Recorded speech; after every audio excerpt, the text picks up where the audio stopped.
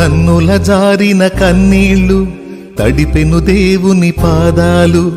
ఇప్పటి నుండి నీ కళ్ళు చూచును దేవుని కార్యాలు. కన్నుల జారిన కన్నీళ్లు తడిపెను దేవుని పాదాలు. ఇప్పటి నుండి నీ కళ్ళు చూచును దేవుని కార్యాలు. ఉందిలే దీవెనా ఎందుక వేదన, పొందిన యాతన దేవుడే మరచునా.